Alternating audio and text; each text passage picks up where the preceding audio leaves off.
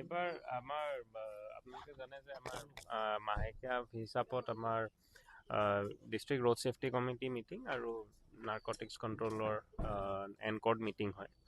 এই দুখন মিটিং আমাৰ প্ৰতি মাহতে এবাৰকৈ হয় আৰু এইবাৰ আমি এইটো ভাবিলোঁ যে এই মিটিংখন এইবাৰ ডিফু গভৰ্ণমেণ্ট কলেজতে কৰা যাওক। ইয়াৰ উদ্দেশ্য এইটোৱে আছিলে যে মিটিংখন অফিচিয়েল যিখিনি পাৰ্ট আছে সেইখিনিতো হ'বই, তাৰ লগতে আমাৰ যিখিনি ইয়াৰে ল'ৰা ছোৱালী আছে, যিখিনি ছাত্ৰ ছাত্ৰী আছে, তেওঁলোকৰ যিটো বয়সত ইয়াতে এইখিনি সময়তে আমি ড্ৰাগ এবিউজ বা এনেকুৱা কিছুমান সমস্যা, লগতে ৰোড ছেফটি ৰিলেটেড কিছুমান সমস্যা আমি পাওঁ।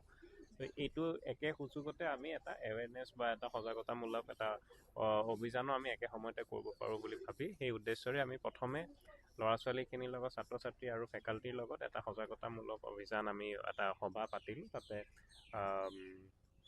ড্ৰাগ এবিউজ, ড্ৰাগ এৱেৰনেছৰ ওপৰত, লগতে আমাৰ ৰোড ছেফটিৰ ওপৰত আলোচনা কৰা হ'ল আৰু তেওঁলোকৰ পৰাও নিজৰ যি প্ৰশ্ন আছে সেইবিলাকৰ ওপৰত আলোচনা কৰা হ'ল, উত্তৰ দিয়া হ'ল আৰু কিবা যদি ডাউট আছে সেইবিলাকো আঁতৰাবলৈ চেষ্টা কৰা হ'ল। আৰু তাৰপিছত আমি আমাৰ যিটো অফিচিয়েল বিষয়ববীয়াসকলৰ লগত যিখন আমাৰ পৰ্যালোচনা বৈঠক হয় সেইখন আমাৰ ইয়াতে অনুষ্ঠিত কৰা হ'ল।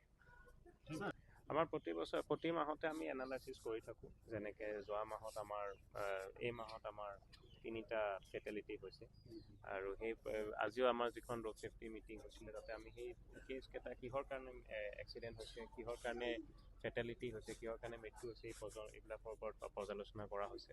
আপোনালোকে জানে আমি কেইদিনমান আগতেও যিকেইটা ছাইট এক্সিডেণ্ট হৈছিল তাতে মই আৰু আমাৰ আৰক্ষী অধীক্ষক মহোদয়ৰ লগত একেলগে আমি সেই জাগাকেইটা ভিজিটো কৰিছিলোঁ, ঠাইখিনি আমি পৰিদৰ্শন কৰিলোঁ আৰু তাতে আমি কিছুমান ডাইৰেকশ্যন আৰু কিছুমান ইনষ্ট্ৰাকশ্যন দিয়া গৈছিলে। সেইখিনি আজি আমি মিটিঙত আমি পৰ্যালোচনা কৰিলোঁ যে সেইখিনি গোটেইখিনি ডাইৰেকশ্যন ইমপ্লিমেণ্ট কৰা হৈছে নে হোৱা নাই আৰু কি কৰিবলৈ বাকী আছে। ৰেটটো কোৱাটো বহুতকেইটা ফেক্টৰ আছে, কিন্তু আমি প্ৰতি মাহতে আমি কিছুমান আমি মাহ হিচাপে কৰোঁ যে এই মাহৰ লগত যোৱা বছৰৰ একে সময়তে কেনেকুৱা সংখ্যাটো কিমান আছিলে আৰু এইবাৰ আমাৰ দেখিছোঁ যে আমাৰ সংখ্যাটো কমিছে কিন্তু সেইটো এটা ডাইনামিক নাম্বাৰ এটা সলনি হৈ থাকে।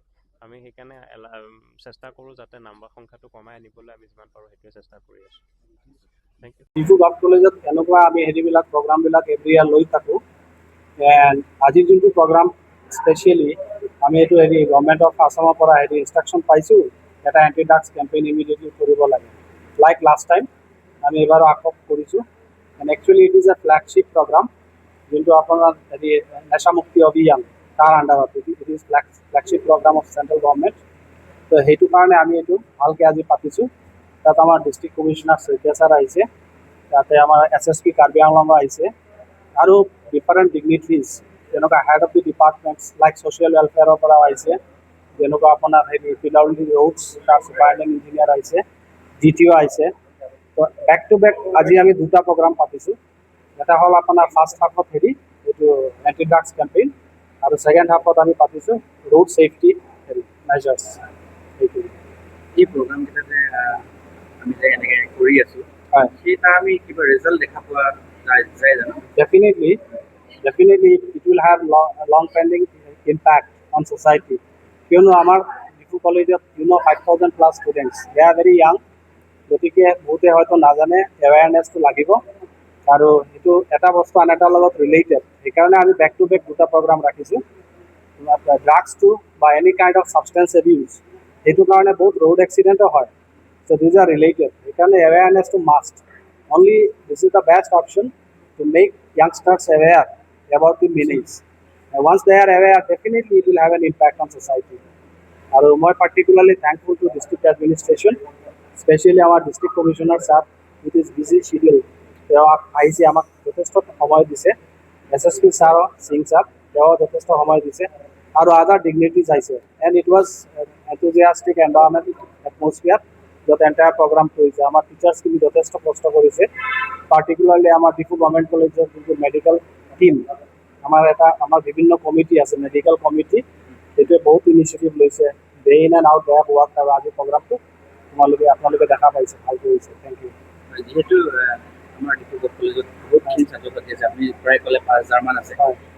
আজি যিহেতু দেখা গৈছে এই ৰুমটোত সিমানটো হয়তো জোৰাব পৰা নাই, যে আগন্তুক দিনত মানে এটা লাৰ্জ স্কেলত গোটেইখিনি যিহেতু আমাৰ এই ভৱিষ্যত এইখিনিয়ে হয়, ষ্টুডেণ্টখিনিয়েতো ভৱিষ্যত হ'ব, সেই লাৰ্জ স্কেলত সেইটো কিবা কৰিম বুলি আপুনি ভাবিছে? ডেফিনেটলি। একচুৱেলি আৰু এটা বস্তু মই ছাইড বাই ছাইড ৰাইজক অৱগত কৰিব খুজিছোঁ। আমাৰ কলেজখনত আফটাৰ 64 ইয়াৰ্ছ আমাৰ মানে অডিটৰিয়াম, কলেজ অডিটৰিয়ামটো আমাৰ অনাৰেবল CM ডক্টৰ তুলিৰাম ৰাৱাং ছাৰে ৰিন'ভেট কৰাই দি আছে, আৰু সেইটো মানে একদম মডাৰ্ণ স্কেলত কৰি আছে। এইটো হৈ গ'লে আমাৰ বহুত ভাল হ'ব। এণ্ড ইট ইজ হেভ মোৰ দেন 1000 কেপাচিটি, ইট কেন একমডেট। গতিকে তেতিয়া ফিউচাৰ প্ৰগ্ৰামবোৰ যথেষ্ট হেৰি হ'ব, তাৰ ইম্পেক্ট থাকিব। বিচাইডছ আমাৰ কলেজ অথৰিটিৰ ফালৰ পৰা আমি কনফাৰেঞ্চ হল এটা, আগত যোনটো G17 ৰুম নাম্বাৰ আছিল তাতে কনষ্ট্ৰাকশ্যন ৱৰ্ক চলি আছে, সেইটো হৈ গ'লে আমাৰ যথেষ্ট চেমিনাৰ তেনেকুৱা ওৱান ডে হেৰি ৱৰ্কশ্বপ এইবোৰ কৰিবৰ কাৰণে সুবিধা হ'ব। যিহেতু এই প্ৰব্লেমখিনি থাকিব only for couple of months, after that will be in good position. Thank U.